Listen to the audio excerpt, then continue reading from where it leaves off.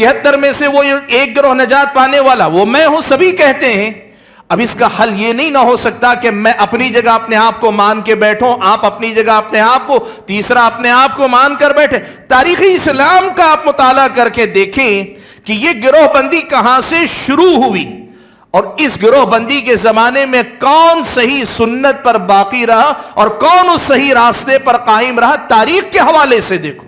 دعویٰ تو میں بھی کروں گا, آپ بھی کریں گے, تیسرا بھی کرے گا, چوتھا بھی کرے گا. اگر دعووں ہی سے بات مان لی جاتی تو پھر نجات پانے والا سارے ہوتے, ہلاک ہونے والا کوئی نہ ہوتا. صحابہ تھے, صحابہ سے خوارج الگ ہوئے. خوارج فرقہ ہوئے کہ نہیں ہوئے؟ بعد میں شیعہ الگ ہوئے. شیعہ فرقہ ہوا کہ نہیں ہوا؟ صحابہ فرقہ ہوئے نہیں, وہ جماعت ہیں. نواسب وجود میں آئے, نواسب فرقہ ہیں. ایسے ہی ایک ایک بدعت الگ الگ ایجاد ہوتی گئی. یہ سارے فرقے ہیں. صحابہ اور نبی علیہ الصلوۃ والسلام جس طریقے پر قائم تھے وہ فرقہ نہیں جس کی مذمت کی گئی, وہ جماعت ہیں. سارے لوگ اگر اپنے مسلک کی طرف بلاتے ہیں تو یہ فرقے کی طرف دعوت ہے. اگر ہم کتاب و سنت کی طرف بلاتے ہیں تو یہ عین جماعت کی طرف دعوت ہے. ہم کتاب و سنت کو اس طریقے پہ سمجھنے کی دعوت دیتے ہیں جو صحابہ کے زندگی میں تھا, صحابہ نے جیسے اپنایا تھا. دلی کا بڑا مشہور واقعہ ہے کہ ایک عالم آئے, انہوں نے نماز کے اندر آمین زور سے کہہ دی. نماز کے فوراً بعد لوگوں نے پکڑ لیا. انہوں نے حدیث رسول سنائی کہ میں نے جو کیا ہے یہ نبی کی سنت ہے. یہاں جو علماء کہلاتے تھے انہوں نے جو جواب دیا تھا وہ کیا تھا پتہ ہے آپ کو؟ ان کا جواب تھا مارا بحدیث چے کار گر قول امام داری بیار. فارسی میں کہا تھا کہ ہمیں حدیث سے کیا لینا دینا ہے, امام صاحب کا کوئی قول ہے تو لاؤ ہم اس کو مانیں گے. یہاں تقلید کا ماحول تھا, یہاں مسلک پرستی کا ماحول تھا, یہاں فقہ حنفی سے آگے کچھ دیکھنا جرم تھا. الحمدللہ رب العالمین والصلاة والسلام على اشرف الانبیاء والمرسلین وعلى آلہ واصحابہ اجمعین ومن تبعهم بإحسان الى یوم الدین. یا ایہا الذین آمنوا اتقوا اللہ حق تقاتہ ولا تموتن الا وانتم مسلمون.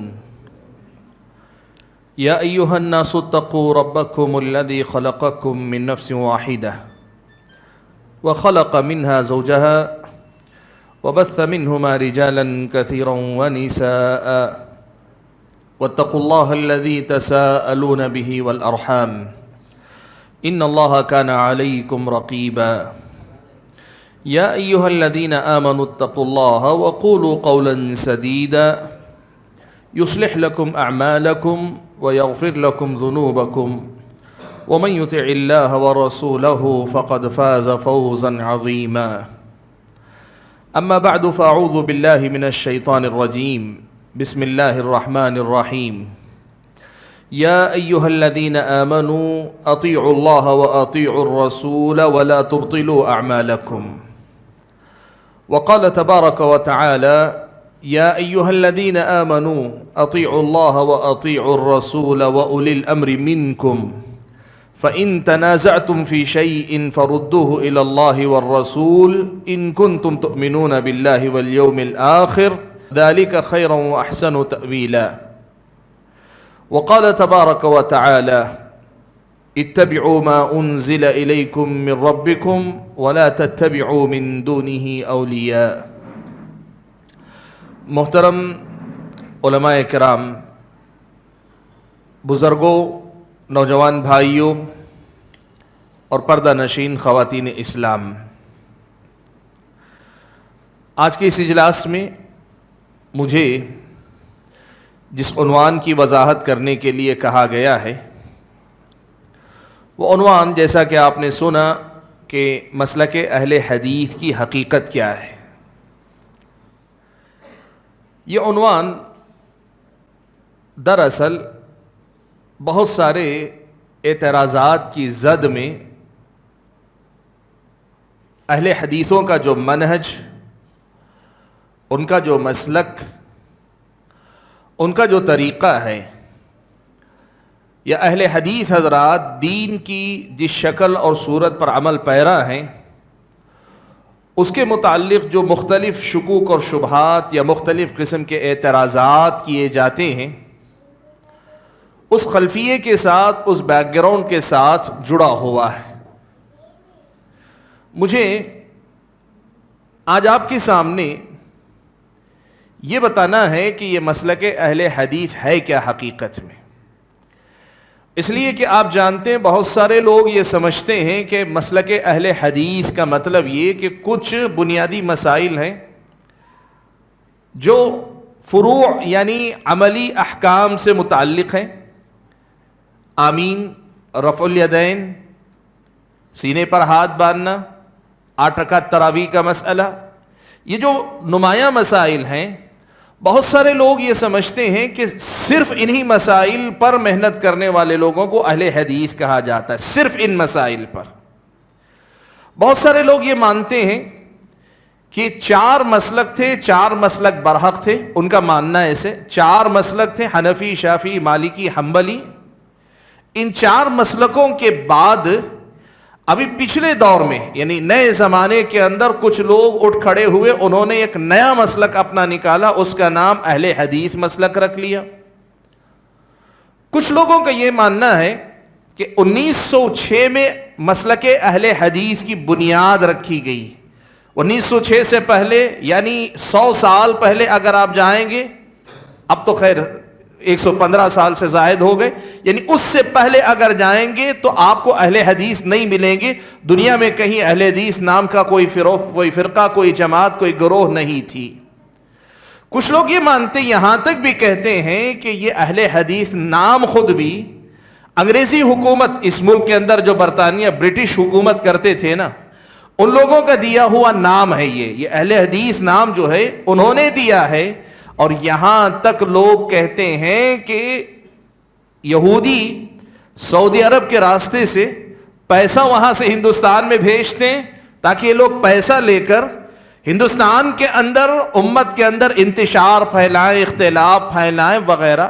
ایسی کتنی باتیں ہیں جو آپ نے سنی ہیں، سوشل میڈیا پہ بھری ہوئی ہیں، لوگوں سے آپ سنیں گے۔ اب تو حد یہ ہے کہ لوگ تقریروں میں، بیان میں، گفتگو میں، ممبروں سے، مسجدوں کے ممبروں سے یہ سب باتیں کہتے چلے آئیں۔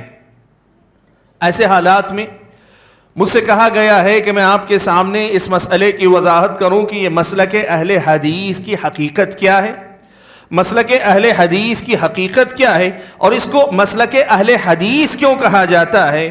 حقیقت یہ ہے بھائیو، اگر میں تاریخی تسلسل کے اعتبار سے بات کروں یا قرآن و سنت کی روشنی میں جو اصول اہل حدیثوں کے ہیں ان کے حوالے سے بات کروں تو یہ خود 2 موضوع ہو جائیں گے، اور اگر ان سے ہٹ کر جو اعتراض اور الزام لگایا جاتا ہے، ایک ایک الزام کی حقیقت پر اگر جا کے بات کروں تو پھر وہ ایک تیسرا عنوان ہو جائے گا۔ ساری باتیں اہل حدیث سے جڑی ہوئی ہیں، اس لیے میں آپ کے سامنے کوشش کروں گا کہ آج کی اس مجلس میں کچھ اس میں سے، کچھ اس میں سے، کچھ اس میں سے وہ باتیں آپ کے سامنے رکھوں جن سے کم از کم آپ کو اندازہ ہو جائے کہ مسلک اہل حدیث جو کہا جاتا ہے اس کی حقیقت ہے کیا۔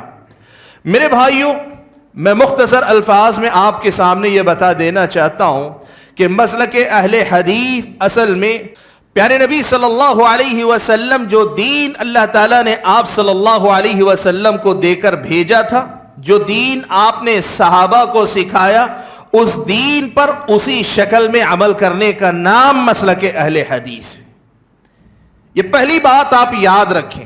ہمارا بنیادی مسئلہ یہ ہے کہ ہم اللہ کی اطاعت اور رسول اللہ صلی اللہ علیہ وسلم کی اطاعت کی بات کرتے ہیں۔ اللہ نے کہا نا، یا ایھا الذین آمنوا اطیعوا اللہ واطیعوا الرسول، اے ایمان والو تم اللہ کی اطاعت کرو اور رسول کی اطاعت کرو، ولا تبطلوا اعمالکم، اور تم اپنے اعمال کو باطل نہ کرو، یعنی ان سے ہٹ کر جا کے، ان کو چھوڑ کر جا کر کسی اور راستے پر جاؤ گے تو اپنے اعمال کو تم برباد کر لو گے۔ ولا تبطلوا اعمالکم، وہ جو دین اللہ تعالیٰ نے پیارے نبی محمد صلی اللہ علیہ وسلم کو دیا تھا، دین کی اسی شکل پر باقی رہنے کا نام مسلک اہل حدیث ہے۔ اس کے سلسلے میں بہت ساری باتیں، بہت ساری حقیقتیں ہو سکتی ہیں جن کا تذکرہ کیا جائے، لیکن آج میں آپ کے سامنے مختصر گفتگو کرنا چاہتا ہوں، اس لیے آپ کو یہ بتانا چاہتا ہوں۔ دیکھیں پیارے نبی صلی اللہ علیہ وسلم نے یہ بات بہت پہلے ہی بیان فرما دی کہ آپ نے امت کو ایک امت کے طور پر چھوڑا۔ آپ صلی اللہ علیہ وسلم نے اپنی امت کو ایک امت کے طور پہ چھوڑا، لیکن کیا یہ امت ایک امت کے طور پر ہی رہے گی، یا پھر یہ کہ فرقوں میں بٹ جائے گی، گروہوں میں بٹ جائے گی؟ اللہ کے نبی صلی اللہ علیہ وسلم نے خود بیان فرما دیا کہ یہود و نصارہ کے نقش قدم پر چل کر اس امت کے اندر بھی گروہ بنتے جائیں گے، گروپ بنتے جائیں گے، اس امت کے اندر بھی گروہ بنتے جائیں گے، اس امت کے اندر بھی جماعتیں الگ الگ بنتی جائیں گی۔ اور اللہ کے نبی صلی اللہ علیہ وسلم نے ایک بات اور اس کے اندر بیان فرمائی کہ اس میں، اس گروہ بندی کے دوران ایک جماعت ایسی رہے گی جو برابر اسی راستے پر قائم رہے گی جس پر نبی علیہ الصلوۃ والسلام نے اپنے صحابہ کو چھوڑا تھا۔ یہ دونوں باتیں اللہ کے نبی نے بیان فرمائی۔ آپ جب اس دنیا سے گئے تو امت ایک تھی، لیکن آپ کے بعد امت ایک نہیں رہ جائے گی، وہ الگ الگ فرقوں میں، گروہوں میں بٹے گی، یہ بھی آپ نے بیان فرمایا۔ اور آپ نے یہ بھی کہا کہ ان گروہوں میں بٹ جانے کے باوجود ایک جماعت، ایک طبقہ، ایک گروہ اسی راستے پر باقی رہے گا جو راستہ پیارے نبی صلی اللہ علیہ وسلم اور آپ کے صحابہ کا طریقہ تھا۔ یہاں کچھ باتیں آپ پہلے سمجھ لیں رک کر۔ یہ بات اللہ کے نبی صلی اللہ علیہ وسلم سے متعدد احادیث میں آئی۔ آپ صلی اللہ علیہ وسلم نے 73 فرقوں میں بٹنے والی جو حدیث، امت کے 73 فرقوں میں بٹنے والی جو حدیث ہے، اس میں بھی بیان فرمائی، اور آپ صلی اللہ علیہ وسلم نے اس حدیث میں بھی یہ مسئلہ بیان فرمایا جس میں آپ نے کہا کہ لا تزال طائفة من امتی علی الحق، میری امت کا ایک گروہ برابر حق پر رہے گا، ظاہرین، وہ غالب رہیں گے، لا يضرهم من خذلهم ولا من خالفهم۔ بھائیو، یہ جو حدیث اللہ کے نبی صلی اللہ علیہ وسلم کی ہے کہ امت گروہوں میں بٹ جائے گی اور ایک طبقہ اس پر باقی رہے گا، یہ پیشن گوئی تھی اللہ کے نبی کی۔ اللہ کے نبی نے پہلے ہی بتا دیا تھا۔ اب آپ اور میں اگر کہیں گے تو میں بھی کہوں گا کہ وہ ایک گروہ میں ہوں، ہر جماعت کے لوگ کہتے ہیں وہ گروہ میں ہوں، 73 میں سے وہ ایک گروہ نجات پانے والا وہ میں ہوں، سبھی کہتے ہیں۔ اب اس کا حل یہ نہیں نہ ہو سکتا کہ میں اپنی جگہ اپنے آپ کو مان کے بیٹھوں، آپ اپنی جگہ اپنے آپ کو، تیسرا اپنے آپ کو مان کر بیٹھے۔ تاریخ اسلام کا آپ مطالعہ کر کے دیکھیں کہ یہ گروہ بندی کہاں سے شروع ہوئی، اور اس گروہ بندی کے زمانے میں کون صحیح سنت پر باقی رہا اور کون اس صحیح راستے پر قائم رہا۔ تاریخ کے حوالے سے دیکھو۔ دعویٰ تو میں بھی کروں گا، آپ بھی کریں گے، تیسرا بھی کرے گا، چوتھا بھی کرے گا۔ اگر دعووں ہی سے بات مان لی جاتی تو پھر نجات پانے والا سارے ہوتے، ہلاک ہونے والا کوئی نہ ہوتا۔ اسی لیے آپ دیکھیں کہ تاریخ میں ہوا کیا۔ آپ دیکھیں پیارے نبی صلی اللہ علیہ وسلم اس دنیا سے رخصت ہو کر گئے۔ اللہ کے نبی صلی اللہ علیہ وسلم کے جانے کے بعد صحابہ، نبی علیہ الصلوۃ والسلام کے صحابہ، ایمان اور عقیدے میں، عمل میں، سلوک میں صحابہ ایک جماعت کی شکل میں تھے۔ ایک جماعت، صحابہ کی جماعت، مسلمان ایک جماعت، ایک حکمران، ایک خلیفہ کے تحت رہتے تھے۔ ان کے درمیان مسائل میں اختلاف بھی ہوا، لیکن اختلاف کے باوجود گروہ یا فرقے ان کے درمیان نہیں بنے۔ صحابہ کے درمیان کوئی فرقہ ایسا وجود میں نہیں آیا۔ حالانکہ آپ جانتے ہیں جنگ جمل، جنگ صفین جیسی لڑائی ہوئی، لیکن اس جنگ کے باوجود بھی صحابہ کے درمیان ایسی گروہ بندی نہیں وجود میں آئی کہ جس کے نتیجے میں صحابہ خود 3، 4، 25 گروہ میں بٹے، ایسا نہیں ہوا۔ صحابہ ایک جماعت تھے۔ تاریخ اسلام میں سب سے پہلا فرقہ وجود میں آیا وہ خوارج کا فرقہ تھا۔ خوارج کا فرقہ سب سے پہلے وجود میں آیا۔ ان خوارج نے کیا کیا؟ خوارج نے صحابہ کے بارے میں یہ موقف اپنایا کہ صحابہ پورے کے پورے مرتد ہو گئے جو حضرت علی اور حضرت معاویہ کے زمانے میں تھے۔ وہ تمام صحابہ ابو بکر و عمر کے دور کے بعد میں، حضرت علی اور حضرت معاویہ کے دور میں جتنے صحابہ ہیں وہ سب کے سب کافر ہو گئے۔ ایک بنیادی اصول خوارج نے بنایا۔ اب یہاں دیکھیں، صحابہ اور ان کی جماعت، ایک جماعت یہاں باقی ہیں، اور ان سے ہٹ کر خوارج ایک گروہ نکلتا ہے۔ خوارج ایک گروہ نکلتا ہے۔ یہ گروہ اپنی بدعت اور اپنے اصولوں کی وجہ سے الگ شناخت بناتا ہے. یہ پہلا گمراہ فرقہ وجود میں آتا ہے. صحابہ اپنی جگہ پہ قائم ہے, صحابہ کی جماعت باقی ہے جو ہدایت پر ہے. یہ وہ جماعت ہے جس کو اللہ کے نبی صلی اللہ علیہ وسلم نے صحیح راستے پر چھوڑا تھا. خوارج کا طبقہ وجود میں آیا. اب ان خوارج کی آگے چل کر کئی اصول انہوں نے اپنائے. مجموعی طور پہ اگر آپ دیکھیں گے آج خوارج کے نام پہ فرقہ اور اس کے اصول مستقل موجود ہیں. یہ وہ جماعت نہیں ہے, یہ نجات پانے والا گروہ نہیں, یہ 72 فرقوں میں سے ایک فرقہ ہے. خود خوارج کے اندر پھر فرقے ہوئے, وہ سارے کے سارے انہی کے تابع رہیں گے. ایک خوارج کا فرقہ الگ ہوا. اب یہاں اہل سنت, صحابہ, تابعین, یہ جو سیدھے راستے پر تھے, خوارج کے ساتھ ہی, خوارج کے فوری بعد ہی شیعہ وجود میں آئے. شیعہ کون تھے؟ انہوں نے یہ کیا کہ آل بیت رسول, پیارے نبی صلی اللہ علیہ وسلم کے خاندان اور گھر والوں کی محبت کی آڑ لے کر, یاد رکھو اہل سنت والجماعت کے پاس, صحابہ کے پاس آل بیت رسول سے محبت کرنا دین و ایمان کا حصہ ہے. پیارے نبی صلی اللہ علیہ وسلم کے گھر والوں سے محبت کرنا اور خصوصی محبت کرنا یہ ہمارے ایمان کا حصہ.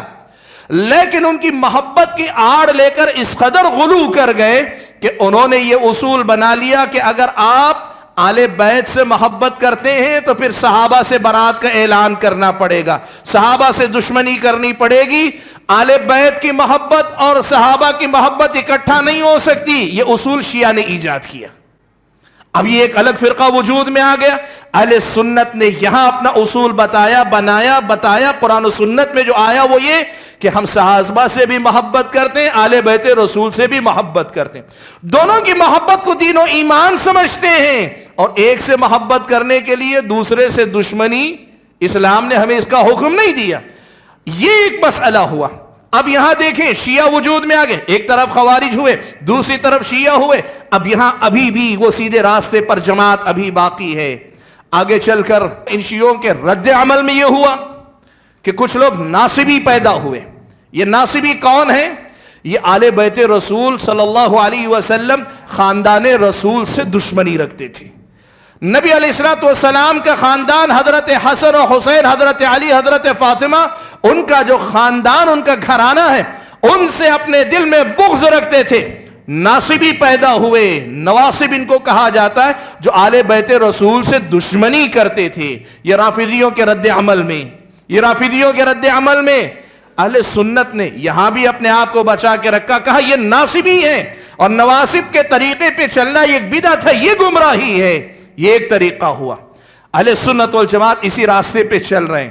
حضرت حسن بصری رحمت اللہ علیہ کا دور, بلکہ اس سے پہلے آپ کو میں بتاؤں, حضرت عبداللہ ابن عمر رضی اللہ تعالیٰ عنہما جیسے صحابہ ابھی باحیات تھے کہ بصرہ میں تقدیر کا انکار کرنے والا فرقہ وجود میں آیا. تقدیر کا انکار کرنے والا. ایمان کی بات, ہمارے اور آپ کے عقیدے کی بات, اہل سنت والجماعت کے عقیدے کی بات, کتاب و سنت کے عقیدے کی بات یہ ہے کہ ہمیں بتایا گیا ہے کہ اللہ نے آسمان و زمین کے پیدا کرنے سے 50,000 سال پہلے سارے لوگوں کی تقدیر لکھ دی ہے. اب ساری چیز لکھی ہوئی ہے, ہم اپنی مرضی اور اختیار سے کرتے ضرور ہیں, لیکن ہمارا اختیار اللہ کی تقدیر سے باہر نہیں ہے. تقدیر میں لکھے جانے کی وجہ سے ہم مجبور محض بھی نہیں ہیں, اور ایسا بھی نہیں ہے کہ ہم اختیار والے ہیں تو اللہ کی تقدیر سے باہر بھی ہیں, ایسا بھی نہیں ہے. یہ ہمارے ایمان و عقیدے کا حصہ ہے. انہوں نے کیا کیا, بصرہ میں معبد جوہنی تھا, اس نے یہ بدعت ایجاد کی, کہا تقدیر پہلے سے لکھی نہیں ہوتی ہے, بندہ پہلے کرتا ہے پھر جا کر اللہ کو معلوم ہوتا ہے, اس کے بعد جا کر لکھا جاتا ہے. مختصر الفاظ میں تقدیر کا انکار کیا. بصرہ میں قدریہ وجود میں آئے. اہل سنت والجماعت اپنے طریقے پر باقی ہیں, اپنے طریقے پر اہل سنت والجماعت باقی ہیں. بصرہ میں معبد الجوہنی اور اس کے نام لیوا قدریہ کے نام پہ گمراہ ہوتے گئے. اب ان کے رد عمل میں کچھ لوگ تقدیر کو ثابت کرنے کے نام پر غلو کر گئے. جبریہ وجود میں آئے. یہ جبریہ کون ہے؟ ان کا معاملہ یہ تھا, کہتے تھے تقدیر پر ایمان کا مطلب یہ انسان کو کوئی اختیار نہیں, انسان مجبور محض ہے, کوئی اختیار نہیں. وہ ایک بدعت وجود میں آئی. دیکھیں پوری تاریخ ایسی ہی چلتی رہی ہے کہ ایک بدعت وجود میں آتی اور اس بدعت کے مقابلے میں دوسری بدعت وجود میں آتی. کچھ لوگ صحابہ کے معاملے میں دشمنی پہ اتر آئے تو دوسرے لوگ اہل بیت رسول سے دشمنی کے معاملے پہ اتر آئے. کچھ لوگوں نے تقدیر کو انکار کیا, کچھ لوگوں نے تقدیر کو ثابت کرنے میں غلو کیا. ایسے حالات میں اب ایک نئی بدعت. حضرت حسن بصری رحمت اللہ علیہ تابعین میں سردار, اللہ کے نبی کے شاگرد صحابہ ہیں, صحابہ کے شاگرد حضرت حسن بصری تابعین ہیں, اور تابعین میں جو سر فہرست تابعین آتے ہیں ان میں سے ایک حضرت حسن بصری رحمت اللہ علیہ ہیں. حسن بصری رحمت اللہ علیہ کا دور آنے تک اسلامی فتوحات بہت زیادہ پھیل گئی تھیں, اور یہ صورتحال تھی کہ باہر کی دنیا کے جو مختلف علوم اور فنون ہیں ان سے لوگوں کا رشتہ جڑنا شروع ہو گیا تھا. واصل ابن عطا یہ حضرت حسن بصری کا شاگرد تھا.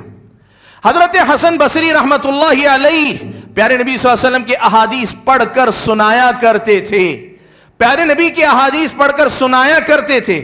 ان حدیثوں کو سنتے سناتے ساتھ میں یہ واصل ابن عطا, اگر آپ اس کی جا کر تاریخ پڑھیں گے, واصل ابن عطا ہے, عمرو ابن عبید اس کا شاگرد ہے, ان کی اگر تاریخ پڑھیں گے تو پتہ چلے گا کہ یہ جو قرآن و سنت کی تعلیم دینے والے جو علماء تھے نا, ان علماء کے ساتھ ساتھ یا ان علماء سے زیادہ کچھ یہودیوں سے بھی کچھ باتیں سننے کا ان کے پاس رواج تھا.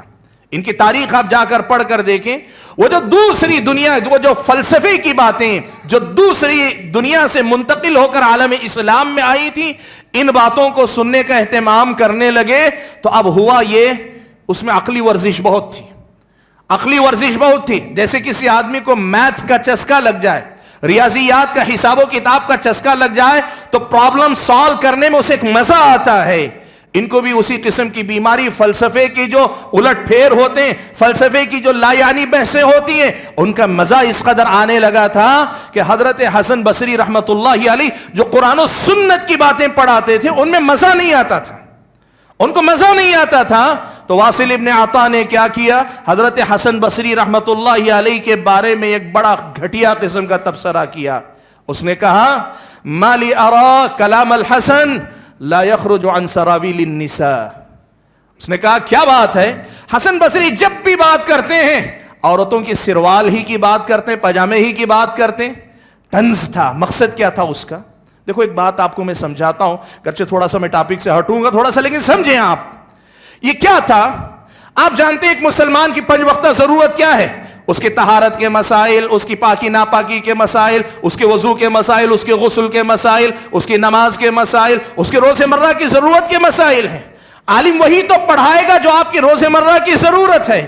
آپ ایران کی بات کریں, توران کی بات کریں, افغانستان کی بات کریں, امریکہ کی بات کریں, آپ کو اپنے صبح شام کے مسائل معلوم نہیں, استنجا کرنے کا طریقہ معلوم نہ ہو, تو پھر اسے علم نہیں کہتے, اسے جنرل نالج کہتے ہیں. انسان کی ضرورت جنرل نالج نہیں, انسان کی ضرورت علم ہے کتاب و سنت کا. حضرت حسن بصری قرآن و سنت کی آیات اور احادیث کی روشنی میں روز مرہ کے جو مسائل ہیں, لوگوں کی جو ضرورتیں ہیں, وہ پڑھایا کرتے تھے, ایک ایک مسئلہ کر کے. اب یہ جو فلسفے کا چسکا لگا ہوا ہے, یہ جو عقلی ورزش کا چسکا جس کو لگا ہوا ہے, اب اسے حسن بصری رحمت اللہ علیہ کی باتیں پھیکی لگنے لگیں. تو واصل ابن عطا نے کیا کیا, حسن بصری رحمت اللہ علیہ کا شاگرد تھا, لیکن ان کی مجلس چھوڑ کر اپنی ایک الگ مجلس سجا لی, الگ مجلس بنا لی, اور یہاں سے معتزلہ وجود میں آئے یہاں سے. اور ان معتزلہ نے کیا کیا, جہم بن صفوان ایک آدمی تھا. اب یہ جہم بن صفوان کون تھا, اس کی تاریخ اگر آپ جا کر پڑھیں گے آپ کو پتا چلے گا کہ اس کا معاملہ یہ تھا, یہودیوں کی بستی میں رہتے رہتے, یہودیوں سے بحث و مناظرہ کرتے کرتے یہودیوں کے اصول نے اپنا لیا اور اسلام پہ آ کے آزمانا چاہا. ایک نئی بدعت کو ایجاد کیا, جہمیہ کی جو بدعتیں, اللہ کے اسماء اور صفات سب کا انکار کیا, بلکہ جہمیہ کا جو عقیدہ اللہ تعالیٰ کے بارے میں, اگر کوئی وہ عقیدہ مانے تو اللہ کے وجود ہی کا انکار لازم آئے. ایسی سب بدعتیں جب وجود میں آتی جاتی تھیں, ایک جماعت تھی, ایک طبقہ تھا جو برابر سنت پر قائم تھا. ایک جماعت تھی, ایک طبقہ تھا جو برابر سنت پہ قائم تھا.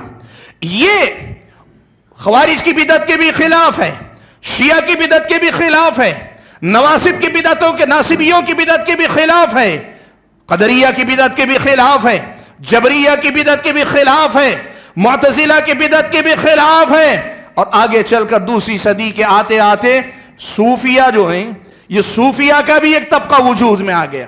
یہ پہلے ابتدائی دور میں ہوتا کیا تھا؟ زہد اور عبادت۔ جیسے اللہ تبارک و تعالیٰ نے کسی بندے کو اللہ کی راہ میں خرچ کرنے کی زیادہ توفیق دی، کسی بندے کو اللہ تعالیٰ نے ایسی ہمت اور حوصلہ دیا وہ اللہ کی راہ میں جہاد ہی میں لگا رہا، اور کسی بندے کو اللہ تعالیٰ نے عبادتوں کا شوق اور اس کا چسکا اللہ نے دیا، وہ عبادتوں میں زیادہ رہنے لگے۔ صحابہ میں ایسے ضرور تھے کہ کسی کا نام جہاد میں بہت زیادہ، کسی کا علم حاصل کرنے پھیلانے میں زیادہ، کسی کا عبادتوں میں بہت زیادہ، یہ سب کچھ صحابہ میں تھا۔ لیکن بعد کے دور میں چلتے چلتے ہوا کہ یہ عبادتوں میں لگے ہوئے جو لوگ تھے بعد کے دور میں عبادتوں میں لگتے لگتے علم سے دور ہوتے چلے گئے۔ اور یاد رکھو، یہ بات یاد رکھو، جب عبادت کرنے والا علم سے تعلق جوڑ لیتا ہے تو یہیں سے بدعتیں داخل ہونا شروع ہوتی ہیں۔ عبادت کا علم سے بڑا گہرا تعلق ہے، اسی لیے امام بخاری نے ایک باب باندھا، کہا ہے باب العلم قبل القول والعمل، باب علم کا جو مقام ہے وہ قول اور عمل سے پہلے آتا ہے۔ پہلے آدمی کو جاننا چاہیے، پھر عمل کرنا چاہیے۔ آپ جتنی عبادت کریں لیکن آپ کو علم سے تعلق رکھنا چاہیے۔ مسئلہ یہ ہوا کہ جب لوگ عبادت ہی عبادت میں نکل گئے، علم سے تعلق کمزور ہونے لگا، بدعتیں یہاں آنا شروع ہوئی، اور رفتہ رفتہ وہ دور آیا کہ صوفیہ کے نام پر پہلے وہ گروہ آیا جو عبادتوں میں بدعتوں کو اپنایا کرتا تھا، جن کے ذکر میں، طریقے ذکر میں اور ان کے اپنے معاملات میں بدعتوں نے جگہ پائی، اور آگے چل کر یہ معاملہ عملی بدعتوں سے آگے بڑھ کر ایمان اور عقیدے کی بدعتوں تک چلا گیا، یہاں تک کہ وحدت الوجود جیسا عقیدہ، وحدت وجود جیسا عقیدہ کہ ہر چیز اصل میں وجود خدا ہی کا وجود ہے، خدا کے علاوہ کچھ نہیں، ایسے عقیدے بھی صوفیہ کے اندر وجود میں آئے۔ یہ صوفیہ کا اپنا یہ گروہ وجود میں آیا جن کو آج آپ سلسلے والے، بیعتوں والے کہتے ہیں، یہ بھی وجود میں۔ ان تمام حالات میں بھائیوں ایک جماعت تھی جو نبی علیہ الصلوۃ والسلام کے صحابہ تھے، اور صحابہ کے بعد صحابہ کے تابعین جو شاگرد تھے وہ تھے، اور تابعین کے بعد تبع تابعین تھے۔ یہ کون تھے؟ آپ یقین کریں یہی وہ جماعت ہے جسے اللہ کے نبی صلی اللہ علیہ وسلم نے 73 میں سے ایک کہا، جو ما انا علیہ اليوم واصحابی، جو میرے اور میرے صحابہ کے طریقے پر قائم ہے، کہا یہ وہی جماعت ہے جس کے بارے میں اللہ کے نبی نے کہا کہ لا تزال طائفۃ من امتی علی الحق، میری امت کا ایک گروہ حق پر برابر قائم رہے گا، یہی جماعت ہے۔ اب یہ جماعت کون ہے؟ آپ تاریخ پڑھ کر دیکھو، میں آپ کو 2-3 ایسی باتیں بتاؤں گا، ان کو آپ یاد رکھیں گے، اس مسئلے میں جھگڑے کی گنجائش باقی نہیں رہ جائے گی۔ سب سے پہلے تو آپ کو بتانا چاہوں گا عبداللہ ابن مبارک، امام بخاری رحمت اللہ علیہ، امام احمد بن حنبل رحمت اللہ علیہ، اور ایسے ہی دیگر اہل علم نے صراحت کے ساتھ کہا ہے کہ یہ طبقہ محدثین کا طبقہ تھا۔ یہ جو جماعت تھی یہ محدثین کی جماعت تھی۔ کیا مطلب؟ کہا کہ یہ جو اللہ کے نبی کے صحابہ، صحابہ کے بعد تابعین، تابعین کے بعد تبع تابعین، یہ جو صحیح راستے پر قائم جو لوگ تھے وہ محدثین ہی کی جماعت تھی، محدثین ہی کا گروہ تھا۔ اب کچھ لوگوں نے اس کو غلط انداز سے سمجھ لیا، محدثین کا مطلب اس میں مفسرین داخل نہیں، اس میں فقہا داخل نہیں، اس میں لغت کے ماہرین داخل نہیں، اس میں اللہ کی راہ میں جہاد کرنے والے داخل نہیں، اس میں عبادت گزار لوگ داخل نہیں، ایسا نہیں۔ محدثین سے مراد علماء کی وہ جماعت ہے جنہوں نے پیارے نبی صلی اللہ علیہ وسلم کے علم کو، احادیث کو اکٹھا کیا، اور اکٹھا کرنے کے بعد اسی نبی کی احادیث کے علم کے ذریعے ان ساری بدعتوں کا مقابلہ کیا، اسی لیے سارے میں نے نام لیا آپ کے سامنے، عبداللہ ابن مبارک کی بات ہو، امام احمد بن حنبل رحمت اللہ علیہ کی بات ہو، امام بخاری رحمت اللہ علیہ کی بات ہو، سب نے الفاظ کے تھوڑے فرق کے ساتھ صاف لفظوں میں کہا۔ امام احمد تو یہاں تک کہتے تھے ان لم یکونوا اصحاب الحدیث فلا ادری منهم، اگر یہ جماعت، یہ گروہ، یہ طبقہ اگر اہل الحدیث نہ ہو، مجھے نہیں پتا دنیا میں کوئی اور اس کا حقدار ہو بھی سکتا ہے۔ یہ ہے اصل میں اہل حدیث، یہ ہے مسلک اہل حدیث۔ یہاں کچھ باتیں میں آپ کو روک کر بتانا چاہوں گا۔ بھائیو پہلی بات تو یہ کہ اس مسلک حق کو مسلک اہل حدیث کا نام دینا، یہ اہل الحدیث کا نام دینا، یہ آج کا مسئلہ نہیں ہے، یہ معاملہ ان ائمہ کے دور کا ہے، ان محدثین کے دور کا ہے، جنہوں نے اس منہج کو اپنی وراثت سمجھ کر اپنایا بھی، پھیلایا بھی۔ ایک دوسری بات آپ کو بتانا چاہوں گا، آپ جا کر دیکھیں خطیب بغدادی رحمت اللہ علیہ نے شرف و اصحاب الحدیث میں اور ایسے ہی دیگر اہل علم نے اپنی کتابوں میں یہ جو اہل علم نے کہا ہے کہ یہ اہل حدیث ہی ہو سکتے ہیں، تو اس کے جواب میں اس کی وضاحت کرتے ہوئے لکھا ہے کہ ان کا یہ دعویٰ بالکل بجا ہے۔ قاضی عیاض رحمت اللہ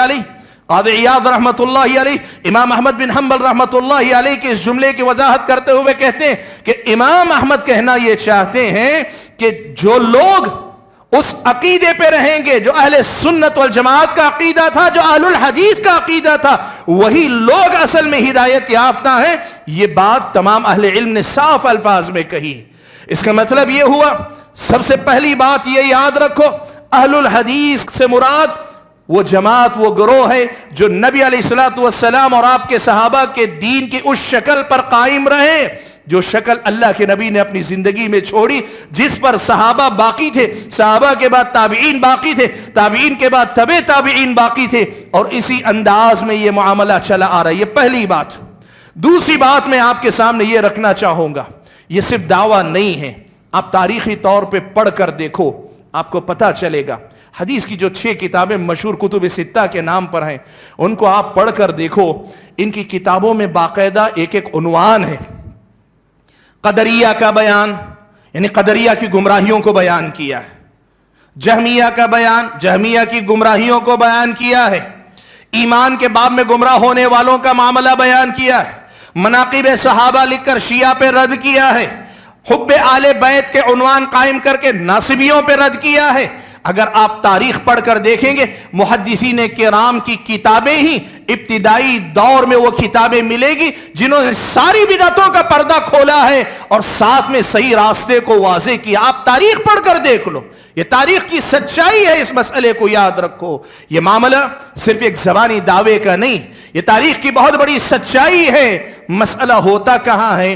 لوگ غلط فہمی میں یہ تاثر دینا چاہتے ہیں کہ اہل حدیث سے مراد ہندوستان بر صغیر میں پیدا ہونے والی کوئی جماعت ہے۔ غلط ہے، یہ اہل الحدیث ہیں، یہ محدثین کرام ہیں جو اس منہج پر قائم رہے جو منہج صحابہ کے زمانے سے چلا آیا۔ 2 باتیں اور یہاں کہنا چاہوں گا۔ دوسری بات آپ یہ سمجھیں، یہ بات سمجھیں کہ مسلک اہل حدیث جب ہم کہتے ہیں، یہ چند مسائل کا نام نہیں ہے، یہ کل دین کا نام ہے۔ یہ مسلک جب ہم کہتے ہیں کل دین کی بات ہے، اس لیے کہ یہ ایمان میں، عقیدے میں، عمل میں، اخلاق میں، سلوک میں، سیاست میں، ساری دنیا کے لوگوں کے معاملات میں کتاب و سنت کی تعلیمات پر چلنے کی دعوت دیتے ہیں۔ ہاں، یہ جو نمایاں مسائل ہیں نا، یہ جو مسائل ہیں، آمین کا مسئلہ ہو، آمین بالجہر کا مسئلہ، رفع الیدین کا مسئلہ ہو، سینے پر ہاتھ باندھنے کا مسئلہ ہو، یا پھر فاتحہ خلف الامام کا مسئلہ ہو، یا پھر نماز 8 رکعت تراویح کا مسئلہ، یہ جو مسئلے نمایاں ہوئے، ہائی لائٹ ہوئے، یہ کچھ خاص خلفی بیک گراؤنڈ میں زیادہ ہائی لائٹ ہو گئے۔ یہ اس لیے ہائی لائٹ ہوئے کہ ان مسائل میں زیادہ لیدے ہوئی، ان مسائل میں تقلید کے مسئلے پر جب گفتگو ہوئی تو یہ مسئلے وہ پہچان بن گئے کہ جن کی بنیاد پر پہچانا جاتا کہ کون مسلک تقلید پر ہے اور کون اہل الحدیث کے طریقے پر ہے، یہ نمایاں ان مسائل سے ہوتے تھے، اس لیے یہ مسائل زیادہ مشہور ہوئے۔ ورنہ مسلک اہل حدیث کی دعوت صرف اس مسائل کی دعوت نہیں، وہ کل دین کی دعوت ہے۔ اسی لیے آپ دیکھیں، مجھے نہیں پتا یہاں لکھا ہے کہ نہیں، جمعیت اہل حدیث کے جب لوگوں آپ مرکزی جمعیت اہل حدیث کے دیکھیں گے، اس میں لکھا رہتا ہے بنیادی کام 3 ہیں، ایک توحید کی بات کرنا، دوسری اطاعت رسول کی بات کرنا، تیسری تزکیہ نفس کی بات کرنا۔ یہ ہمارے اپنے بنیادی دعوت ہے، یہ جو دعوتی کام ہے اس میں ہماری دعوت میں خود مسائل نہیں، بنیادی مسئلہ توحید ہے، اور توحید کے ساتھ اتباع رسول ہے، اور اتباع رسول کے ساتھ انسان کے نفس کے تزکیے کی بات ہے۔ تو بات جو بتانا چاہ رہا ہوں وہ یہ کہ کل اسلام کی یہ دعوت ہے۔ اور تیسری بات یہ بتانا چاہوں گا، لوگ عام طور پہ کیا کہتے ہیں، فرقوں سے لوگوں کو نفرت ہے، ہمیں بھی نفرت ہے، لیکن مسئلہ یہ ہے جب فرقوں سے نفرت کی بات کرتے ہیں تو اہل حدیث کو بھی لوگ فرقہ قرار دیتے ہیں، اہل حدیثوں کو بھی فرقہ قرار دیتے ہیں۔ आज आपसे एक सवाल मैं पूछता हूं, थोड़ी देर के लिए आप मुझे और आपको किनारे कर दीजिए। सहाबा थे, सहाबा से खवारिज अलग हुए, खवारिज फिरका हुए कि नहीं हुए? खवारिज फिरका हुए ना, सहाबा भी फिरका हुए। सहाबा जमात हैं, सहाबा जमात है, फिरका वो है जो इससे निकल कर गया। बाद में शिया अलग हुए, शिया फिरका हुआ कि नहीं हुआ? सहाबा फिरका हुए नहीं, वो जमात हैं। नवासिब वजूद में आए, नवासिब फिरका हैं। सहाबा अपनी जगह पे कायम है, वो फिरका है, वो जमात हैं। आप एक बात याद रखें, ऐसे ही एक एक बिदअत अलग अलग ईजाद होती गई। ये सारे फिरके हैं। सहाबा और नबी अलैहिस्सलातु वस्सलाम जिस तरीके पर कायम थे, वो फिरका नहीं जिसकी मजम्मत की गई, वो जमात है, वो असल है, वही असल में जमात है, यही असल में दीन के अलमबरदार है। ये लुग़वी मानों में, लिंग्विस्टिक जिसे कहते हैं, लुग़वी माने में अगर आप कहना चाहें, जमात के फिरके के मुकाबले में फिरका, गिरोह के मुकाबले में गिरोह है। लेकिन शरई माने में, जब शरीयत के माने में जब फिरका कहा जाता है, अहलुल हदीस फिरका नहीं है, अहलुल हदीस जमात है। अहलुल हदीस जमात है, ये फिरका नहीं है। इस मसले को याद रखना चाहिए। इसीलिए सारे लोग अगर अपने मसलक की तरफ बुलाते हैं तो ये फिरके की तरफ दावत है, अगर हम किताब और सुन्नत की तरफ बुलाते हैं तो ये ऐन जमात की तरफ दावत है। ये फिरके की तरफ दावत नहीं है, ये ऐन जमात की तरफ दावत है। इसलिए कि किताब और सुन्नत की तरफ हम आपको बुलाते हैं, हम किताब और सुन्नत को उस तरीके पे समझने की दावत देते हैं जो सहाबा के जिंदगी में था, सहाबा ने जैसे अपनाया था। मेरे भाइयों, इस हकीकत को याद रखने के बाद हम मसले के अगले हिस्से की तरफ आते हैं। सवाल ये पैदा होता है कि अगर ऐसा है तो इस मुल्क बर्रे सगीर में अहले हदीसों का क्या मामला है? ये अहले हदीस कब से वजूद में आए? और यहां तो वो मसाइल ही में उलझे नजर आते हैं, यहां की क्या हकीकत है? हिंदुस्तान से मुताल्लिक दो तीन बातें मैं आपके सामने रखना चाहता हूं। सबसे पहले ये बात याद रखें, इस मुल्क में गलत प्रोपेगेंडा ये किया जाता है कि यहां हिंदुस्तान के अंदर दीन सूफिया किराम के जरिए पहुंचा है। यह गलत प्रोपेगेंडा किया जाता है कि यहां दीन सूफिया के जरिए पहुंचा है। सूफिया का दौर कब शुरू हुआ? 4वीं सदी के बाद हिंदुस्तान के अंदर। अगर आप सुल्तानुल हिंद जिनको कहा जाता है, अजमेर के ख्वाजा मुइनुद्दीन चिश्ती की अगर आप बात करें, उनकी सनत विलादत अगर आप देखेंगे, वो 5वीं सदी के बाद आए हैं। इस मुल्क के अंदर सूफिया की तारीख अगर है तो सूफिया की तारीख 4वीं सदी के बाद की है। लेकिन इस मुल्क में इस्लाम कब से है? इस मुल्क में इस्लाम कब से है? मोहम्मद बिन कासिम के दौर से। उससे पहले से है, मोहम्मद बिन कासिम के दौर से पहले हिंदुस्तान के मालाबार में इस्लाम दाखिल हुआ था, मालाबार के साहिल में इस्लाम दाखिल हुआ था, सिंध के इलाके से मोहम्मद बिन कासिम के जरिए दाखिल हुआ था। उस वक्त न कोई मसलक था, न कोई ऐसी तंजीमें जमातें थी। ये वो असली इस्लाम वाले लोग थे जो नबी अलैहिस्सलातु वस्सलाम की वरासत को लेकर आए थे। इस मुल्क में हम अहले हदीसों की तारीख इतनी पुरानी, और इतना ही नहीं, मैं आपको बताऊं, बादशाहों के जमाने की अगर बात करें, मोहम्मद बिन तुगलक का जमाना हो, या फिर जो है आप अलाउद्दीन खिलजी की बात हो, सुल्तान मोहम्मद गौरी की बात हो, इनके अहद में तारीखी गवाहियां मिलती हैं। हिंदुस्तान की तारीख में लिखी गई तारीख फरिश्ता, एक किताब का नाम तारीख फरिश्ता है।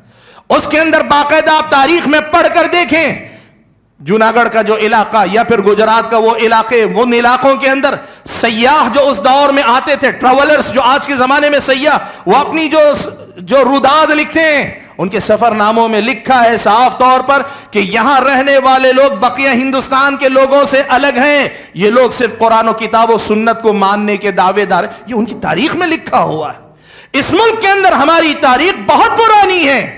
और अगर इस मुल्क के अंदर अब ये जो जमीयत अहले हदीस के नाम पर या जमात अहले हदीस के नाम पे है, अगर आप ये तारीख ढूंढना चाहेंगे, ये शाह वलीउल्लाह मुहद्दिस दहलवी रहमतुल्लाह अलैह के दौर से जाकर जुड़ती है। मैं एक बात आपको बताना चाहता हूं, यहां हिंदुस्तान से ज्यादातर हिंदुस्तान में हुकूमत करने आने वाले हुक्मरान खास तौर पे और सूफिया का तबका भी ये अफगानिस्तान के रास्ते से होकर दाखिल हुए।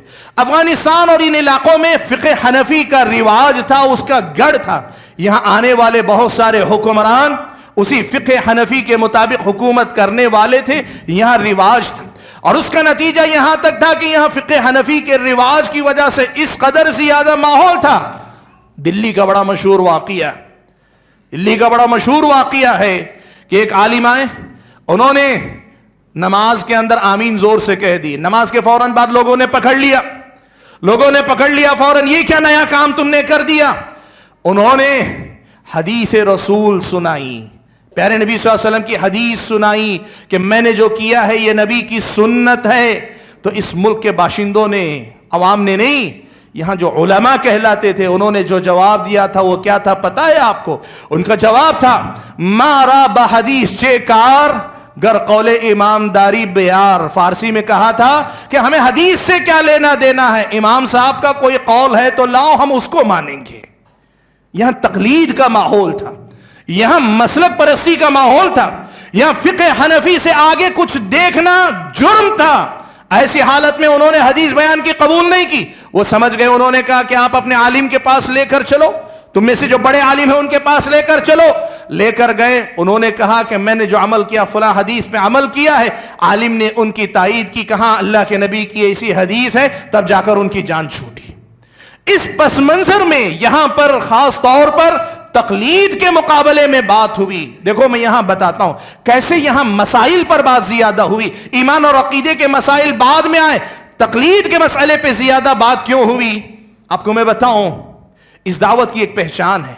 حضرت سفیان ثوری رحمت اللہ علیہ کہا کرتے تھے کہ جب تم ملک شام میں رہو، اذا کنت بالشام فحدث بفضائل علی، جب ملک شام میں رہو، ملک شام میں حضرت معاویہ اور ان کے چاہنے والوں کا غلبہ تھا، کہا جب ملک شام میں رہو تو حضرت علی کے فضائل بیان کرو، اس لیے کہ ان کے دلوں کے اندر حضرت علی کے لیے کہیں ناراضگی ہوگی، علی کے فضائل بیان کرو۔ وَإِذَا كُنْتَ بِالْعِرَاقِ، لیکن وہی عراق کے علاقے میں آؤ جہاں حضرت علی کے چاہنے والے زیادہ تھے، فحدث بفضائل عثمان، حضرت عثمان کے فضائل بیان کرو کہ ان کے دلوں میں حضرت عثمان کے لیے ناراضگی۔ یہی ماجرا اس ملک کے اندر بھی ہوا، یہاں وہی دین حق کی دعوت، وہی سچی دعوت، یہاں تقلید کا بول بالا تھا، یہاں تقلید ہی سب کچھ تھی۔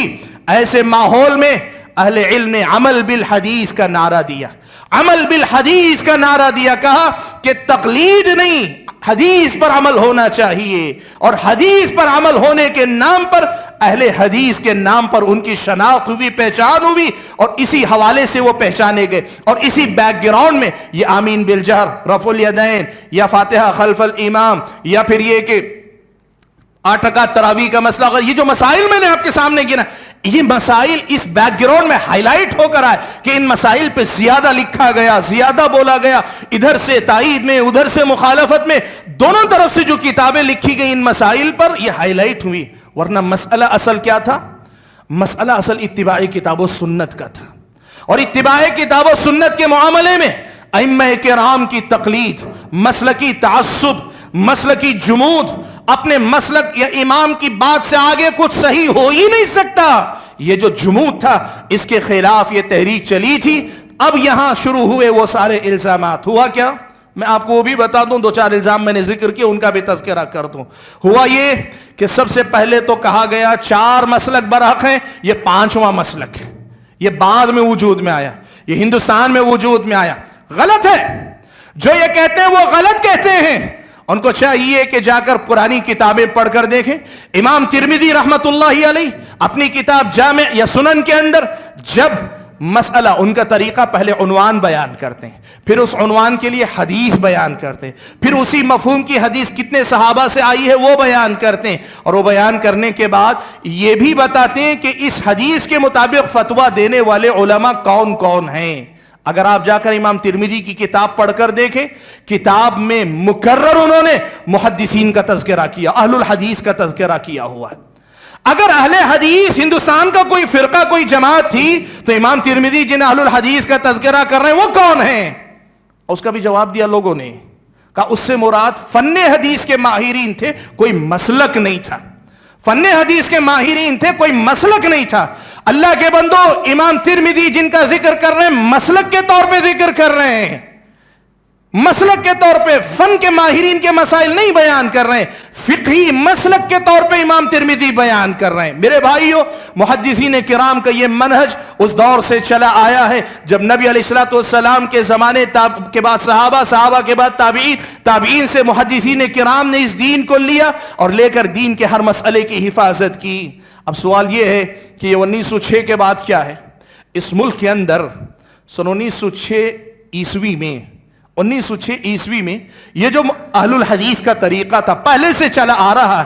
جیسے میں نے کہا نا کہ اگر یہ سلسلہ دیکھیں تو شاہ ولی اللہ محدث دہلوی رحمت اللہ علیہ کے عہد سے شروعات اس کی، یہ جو سلسلہ چلا آ رہا ہے اس کے لیے ایک آرگنائزیشن کی بات ہوئی کہ اس کے لیے ایک آرگنائزیشن فارم کی جائے، یعنی اس کی ایک جمعیت بنائی جائے، جسے پہلے اہل حدیث کانفرنس کے نام سے جو ہے نا موسوم کیا گیا اور بعد میں جا کر وہ جمعیت اہل حدیث یا مرکزی جمعیت اہل حدیث کے نام سے پہچانی گئی۔ یہ جو آرگنائزیشن جو فارم کی گئی، جمعیت کی جو بنیاد رکھی گئی وہ 1906 میں رکھی گئی۔ اب سوال یہ ہے، میں اور آپ اس بستی کے اندر مان لیجئے کہ 100 سال سے آباء و اجداد کے دور سے رہتے ہیں، لیکن ہم نے مثال کے طور پر کوئی ایک آرگنائزیشن آج بنایا تو اس کا مطلب ہمارا وجود آج ہی سے پہلے نہیں تھا۔ اس ملک کے اندر 1906 میں جو بات ہوئی وہ آرگنائزیشن کی بات ہے، جسے ہم جمعیت اہل حدیث کہتے ہیں، جو الگ الگ جگہ پہ تنظیمی سطح پہ کام کرتی ہے، ورنہ اصل جو چیز ہے وہ تنظیم نہیں، تنظیم سے پہلے اور تنظیم سے اوپر مسلک اہل حدیث ہے، منہج اہل حدیث ہے۔ یہ بات ہم اور آپ کو یاد رکھنے کی ضرورت ہے۔ اور دوسری بات یہ بھی بتا دوں، یہ بہت کہتے ہیں نا کہ انہوں نے ملکہ وکٹوریہ سے اپنے لیے نام الاٹ کروایا ہے، یہ کیا ہے معلوم آپ کو؟ دیکھو بھائیو، انصاف شرط ہے، انصاف شرط ہے۔ واقعات بیان کرو تو انصاف سے بیان کرو، سچائی کے ساتھ بیان کرو۔ ہوا کیا تھا؟ مولانا محمد حسین بٹالوی رحمت اللہ علیہ اس مسلک سے نسبت رکھنے والے علماء میں سے نمایاں ایک نام ہے۔ انہوں نے 1840 میں ان کی پیدائش، 1840 عیسوی میں پیدائش ہے اور 1920 غالباً ان کی وفات 1920 کی ہے، 1840 سے 1920 کی، لگ بھگ 80 سال کی ان کی عمر ہے۔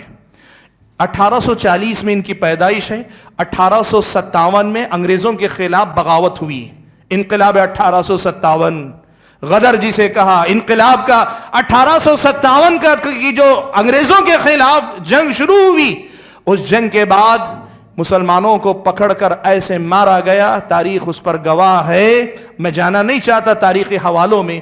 اس بیک گراؤنڈ میں ہوا یہ کہ جتنے انگریز کے باغی تھے سب کو وہابی کا نام دیتے تھے، سب کو وہابی کا نام دیتے تھے۔ اب ہوا یہ کہ انگریزی حکومت کو ہندوستانی کہیں تو غصہ اتنا نہیں آتا، وہابی کہیں تو غصہ زیادہ آتا ہے۔